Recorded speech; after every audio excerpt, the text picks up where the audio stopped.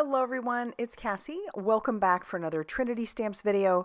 Today we're going to be making some gift boxes, and let's talk about what we're using before we get into all of that. We are going to be using the Coco the Gnome. We're also using the North Pole gnomes. I love these little gnomes and all of their matching dies. I also have those for Coco the Gnome.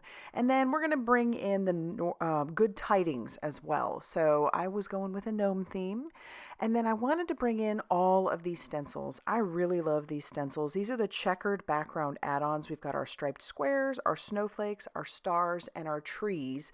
And these go along with a bunch of other products, other stencils that have been released throughout the last few months, and they all go together so well. And then we're going to be bringing in an oldie but a goodie. This is our pillow gift box dies, and we're also going to be using all of the other elements in there as well, not just the pillow box, because we're going to make some tags. So let's go ahead and get started. I've gone ahead and die cut out the pillow box out of 3 colors of cardstock. In the end, I'm going to show you 5 total ones that I did, because once I got started, I just couldn't stop. These are so good to have in your little gifting arsenal, if you ask me. And because there's so many little things you could shove in these pillow boxes. So I think they're good for all occasions. But I've brought in my tonic platform, and I'm going to use my magnets to hold that stencil down. And then just to cover that one side, I've got a piece of mint tape, but you wouldn't have to go as far over there. I'll show you some little tricks with that. We're going to bring in a blending buddy, and then I've got some Game Over ink, and then I'm just going to blend that, moving my magnets as I need to, all across that background. I love the striped checkers. I think they're wonderful. The regular checkers are great. You could add this with the regular checkers. That's why this is an add-on. So just imagine if you wanted to really spruce up the color on there. Oh, you could have a lot of fun with this. But I'm just going to stick with our checkered background, and then I'll pull that tape away, and I'm going to line this up over a couple of those rows so that I can make sure that I have this nice and lined up. And then I don't have to worry about putting tape on that other end, because I'm obviously not going to go all the way over to that one edge. And then I can put that away, but I'll clean up my mess. But check that out. That looks so good.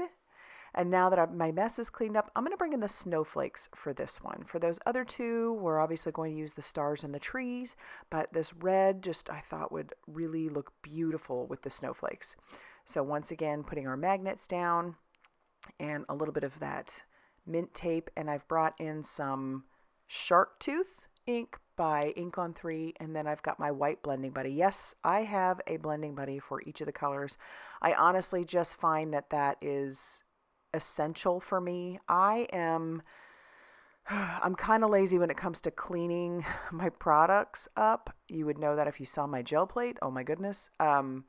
Which is fine. It doesn't hurt them, but that's why for me it's important to have a blending buddy for each of my colors. So we're moving this stencil around, and we're just filling in those snowflakes where we need to. I think that white on that red just really pops. It looks so good. And then we'll do that on that side as well. Now, keeping in mind where I am going, part of that's going to get covered because we have to fold this in and glue it closed. But that's okay. I just wanted to make sure that I hit all the essential areas. Check it out. I'm in love.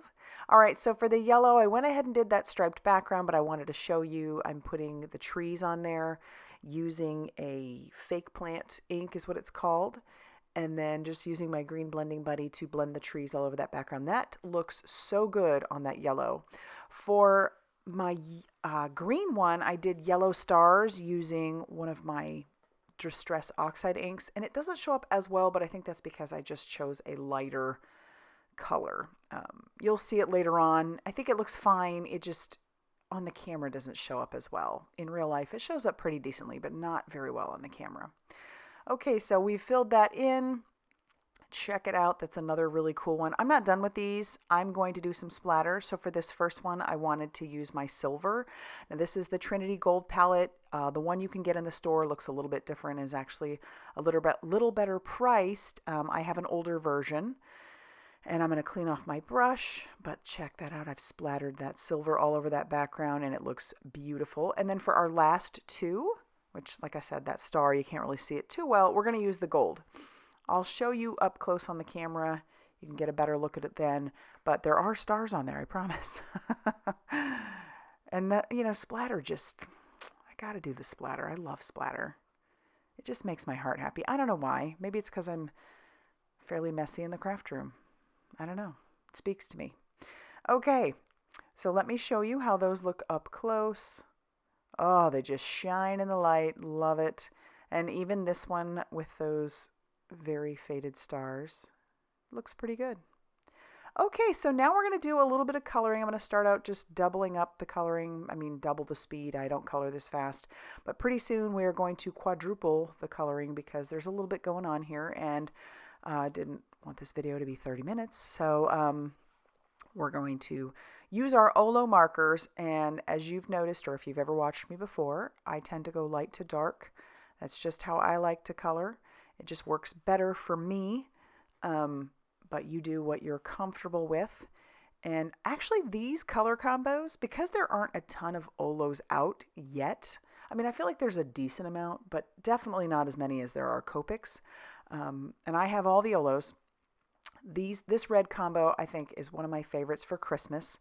The R0.5 and the R1.7. And then as far as like going for classic green, I'll show you that here in a second. That would be the G0.4. It almost looks slightly minty there, but once I add the other green color, I feel like that is just classic green. So if you're new to Olos, try it out. So we'll bring in that G1.7 and I'll blend as I go, because it always looks, when you're first putting that dark color down, it always looks like, ooh, that's too much. But once you blend a little, it definitely helps. And as far as where I'm putting my shadowing, I'm just kind of guessing, you know, wherever I think the light source is going to hit, that's where I'm putting my shadows down below that. And then we'll bring in our WGs. We've got our 1 and our 3. And for whatever reason, when it comes to the grays, I tend to go dark to light on those most of the time. This case, I didn't. I went with my WG5, and then I'll bring in my WG7, and then I'll blend that just a little bit as well. And then we're going to bring in his skin tone. We're doing OR 1.1 and then OR 3.2. That has tended to be my go-to colors for like a Caucasian type skin color. And then we've got our OR 3.7 for our reindeer. I end up coming back in for his little hooves, and I make those black just because I just didn't feel like the lighter hooves looked very good on there.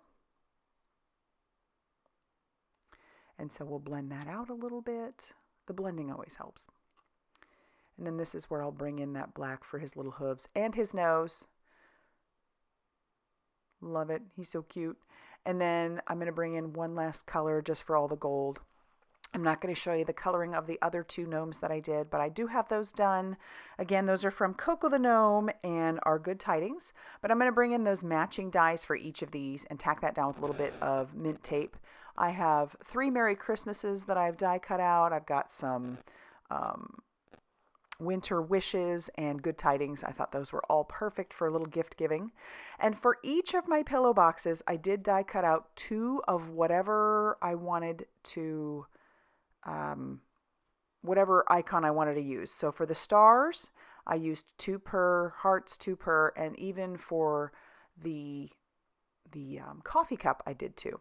And so I'm going to show you how I put these together, just one of them, but I'm using some rip and stick tape where I want the cord to go. And then I'm just going to double that cord up, and I'm going to peel off the release paper, stick that down on top of there. And then this is where I bring in my Crafty Glue Friend. This stuff is great. It dries pretty quickly, which is good. I'm going to go all over that star, and then I'm going to layer it up with another star. So that way your cord is going to stay put. It's not going to come out of there, I promise you. After you've put on not only the rip and stick, but your Crafty Glue Friend, that baby is staying put. And it just looks it looks finished, right? So with your cord in between those 2, it really just looks finished. Okay, so I did that for the hearts and the stars. I'll show you how I put together the little coffee mug, which is darling. And this one already has a hole in the top, so that makes it really easy to put the cord on. And then you've got your one little piece for the rim of the lid. And then I'm just going to put the other one together as well. The reason I wanted to do this just because it just looks finished when it rolls around. You wouldn't have to do it. I mean, it's really not necessary, but I just like the way that looks when it's spinning around on there.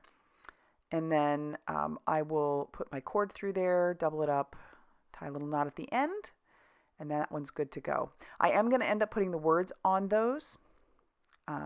But yeah, so now we're moving on to a belly band. Now this was just an add-on I wanted to do. I cut these to be about like 1 1/4 inches and by 6 1/2 inches, and I'm scoring them at 6 inches. And then here's where we're going to put our little pillow box together. I have found the easiest way to do this, which is super easy, is just to make sure that you bend at all of those embossed lines. Go ahead and do that first before you put it together. It just makes it that much simpler. And then once again, we've got our rip and stick tape. It only goes on this one end. That's it. I'll peel off that release paper, and then once again, we'll use our crafty glue friend. This just ensures that everything stays together, that it is not going to pop apart unless you tear it apart. So, and again, doesn't take long to dry. I'm just going to hold that for a little bit, not long at all. And then we'll start getting our belly band ready to go. And once again, with the belly band, just like everything else, we're going to use rip and stick tape along with crafty glue friend. And this was just, like I said, just an add-on. I wanted to just wanted it on there. I guess because I'm putting the Santa on this one, I think that's what started it for me. Because I'm putting the Santa on this one, it almost looks like a little belt on that red. And so it looks cute. I like it. So we'll peel that off. And I kind of debated if I was going to put the words right on the belly band along with our little Santa, but that's when I decided I was going to put them on the tags. So we're going to take Santa and we're going to put him right in the middle of that belly band. Just closing up my pillow box to see how everything's going to go. And then I'll take one of the tags and we're going to just loop it in there. So as long as you've made sure that your cord is long enough, you can just loop that little baby in there, and it's easy to take off if the recipient ends up wanting to, or you do. That gives these pillow boxes a little bit of longevity. So if the recipient ends up wanting to re-gift this little pillow box, they can just take that tag off of there if you've put the name on it. And easy peasy, you have another little gift box. We'll put the Merry Christmas right on the star. We've used foam tapes to put our Santa on there. And then we'll just slip that right over our pillow box. Everything closes up nicely. And check him out. I love him. He's great. And then we've got 4 others that I made. Aren't those fun? Oh my goodness, I had so much fun making these. I just want to make them for all the occasions because, this add-on stencil has hearts. It has clovers there, and I think there might even be a few more in there that I'm not remembering right at the moment. But gift cards fit perfectly in here. You could put a little set of earrings in there, little jewelry, whatever, or just any other little gift that you can think of that your recipient might love. But that's going to finish those off for today. I hope you love them as much as I do, and I hope it inspires you to want to get out there and get a little inky. If you liked this video, be sure to hit that like button. Definitely consider subscribing if you haven't already done so. And be sure to check out all that Trinity Stamps has going on over on their blog, Facebook page, and Instagram for more crafty inspiration. Thanks for stopping by, and we'll see you soon.